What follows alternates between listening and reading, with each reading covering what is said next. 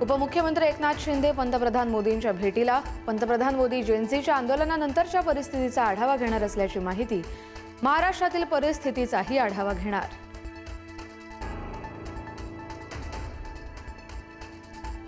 केंद्रीय गृहमंत्री अमित शहा 2 दिवस मुंबई दौऱ्यावर. मुख्यमंत्री फडणवीस आणि उपमुख्यमंत्री शिंदेंची भेट घेणार असल्याची माहिती.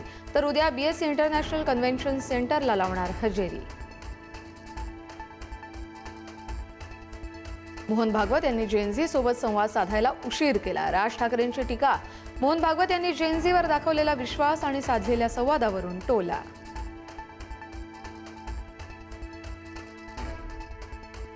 दिल्लीतील विद्यार्थी आंदोलनात लाठीचार्ज का झाला याची माहिती नाही. मात्र डोळे बंद करून विश्वास ठेवायचा झाला तर जेएनझीवर विश्वास ठेवेल, सरसंघचालक मोहन भागवत यांचं विधान.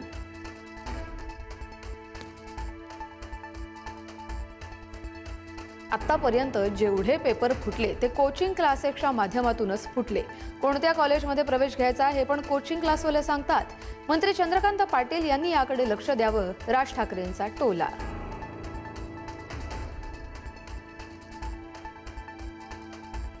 बंगळुरू इथे राष्ट्रीय ओबीसी महासंघाचं 11वं राष्ट्रीय महाअधिवेशन.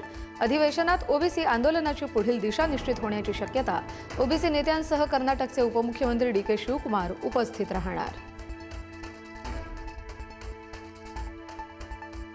राष्ट्रीय ओबीसी महासंघाच्या अधिवेशनाला मुख्यमंत्री फडणवीस हजर राहणार नाहीत. व्हिडिओ संदेश पाठवून दिल्या शुभेच्छा. जातीय जनगणनेत ओबीसींच्या कॉलमचा समावेश करण्याचं मुख्यमंत्र्यांचं आश्वासन.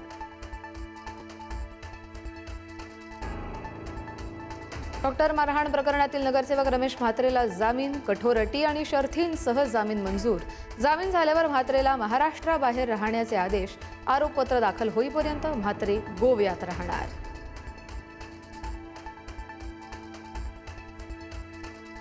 भाजपचे नेते विजय चौधरी यांना स्थानिक गुन्हे शाखेकडून अटक. डॉक्टर हिना गावित यांच्यावरील आक्षेपार्ह ऑडिओ क्लिप प्रकरणी कारवाई. विजय चौधरी यांच्या विरोधात अॅट्रॉसिटी आणि विनयभंगाचा गुन्हा आज न्यायालयात हजर केला जाणार.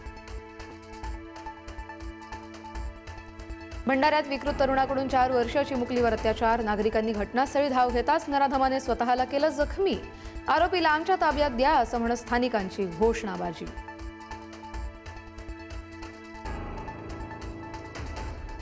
धावत्या लोकलमध्ये पुरुष प्रवाशाची महिलेला बेदम मारहाण. सीटवर झोपल्याच्या कारणावरून महिलेला बेल्टनं मारहाण करत धमकावलं. मारहाण होत असताना इतर प्रवाशांचा कानाडोळा.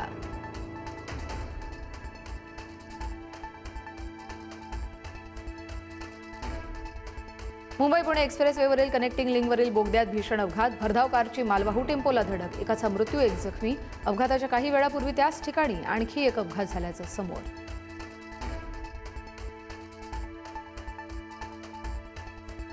राज्यातील शिक्षक भरतीला अखेर मुहूर्त. 30,000 शिक्षकांची मेगा भरती. पवित्र पोर्टलच्या माध्यमातून होणार भरती. 11 ऑगस्टपर्यंत शाळांचे पसंतीक्रम लॉक करण्याची मुदत. 11 ऑगस्ट नंतर गुणवत्ता.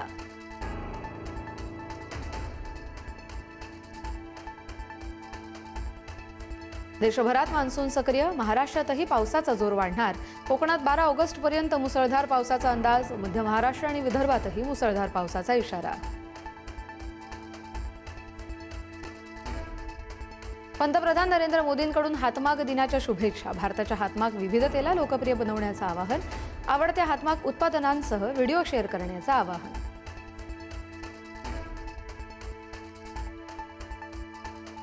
बिहारच्या पाटण्यात रस्ते अपघातानंतर संतप्त जमावाकडून जाळपोळ. बससह पोलिसांच्या गाड्या पेटवल्या. स्थानिकांची पोलिसांवर दगडफेक.